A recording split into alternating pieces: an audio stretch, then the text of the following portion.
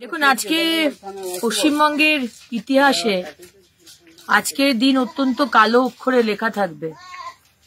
কারণ আজকে আমাদের পশ্চিমবঙ্গ কবিগুরু রবীন্দ্রনাথ ঠাকুরের পশ্চিমবঙ্গ, বিবেকানন্দের পশ্চিমবঙ্গ, আমাদের ঈশ্বরচন্দ্র বিদ্যাসাগরের পশ্চিমবঙ্গে, যে পশ্চিমবঙ্গে বাঙালিরা শিক্ষা ছাড়া, পড়াশুনো ছাড়া আর কিছু আমরা বুঝি না, কষ্ট করে মা বাবারা তার ছেলে মেয়েকে পড়াশোনাটা যাতে হয়, শিক্ষা যাতে ঠিক মতো হয় সেটাই দেখি। আজকে সেই পশ্চিমবঙ্গে 25,000 চাকরি আজকে বাতিল হয়ে গেল। অনারেবল সুপ্রিম কোর্ট, অনারেবল হাইকোর্টের যে রায় ছিল সেটাকেই বহাল রাখলো এবং 25,000 চাকরি আজকে বাতিল করা হলো। এর দায় মুখ্যমন্ত্রী মমতা বন্দ্যোপাধ্যায় আপনাকে নিতে হবে। কারণ এই যে দুর্নীতিগ্রস্ত যে সিস্টেম আপনি তৈরি করেছেন, যতই আপনি বলেন যে পার্থ চট্টোপাধ্যায় আপনার পার্টির সেকেন্ড ইন কমান্ড, প্রাক্তন শিক্ষামন্ত্রী, তিনিই নাকি চুরি করেছেন, এটা সম্ভব নয়।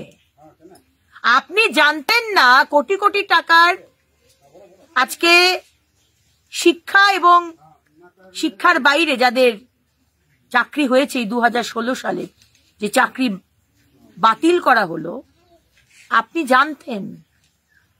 এটা যৌথ ডিসিশন, ক্যাবিনেটের ডিসিশন। ক্যাবিনেট এই যে ডিসিশন গুলো ক্যাবিনেট জানে না, আপনি জানেন না, এটা হতে পারে না। আপনি সুপার নিউমেরিক পদ ক্রিয়েট করেছিলেন। আজকে যারা সাদা খাতা, যারা পড়াশুনো না করে শুধু আপনাকে আর আপনার পার্টিকে ঘুষ দিয়ে যারা চাকরি পেয়েছে সাদা খাতা জমা দিয়ে, তাদেরকে বাঁচাবার জন্য আপনি সুপার নিউমেরিক পদ ক্রিয়েট করেছেন। আপনাকে জবাব দিতে হবে।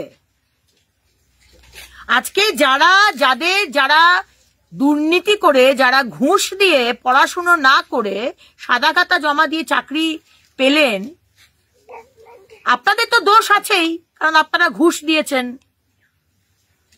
আপনাদের তো সমস্ত টাকাটা গেল। আপনারা যান গিয়ে যারা তৃণমূলের নেতারা টাকাটা নিয়েছিল আপনাদের কাছ থেকে ঘুষ হিসেবে, তাদের বাড়ি ঘেরাও করুন, টাকা চান।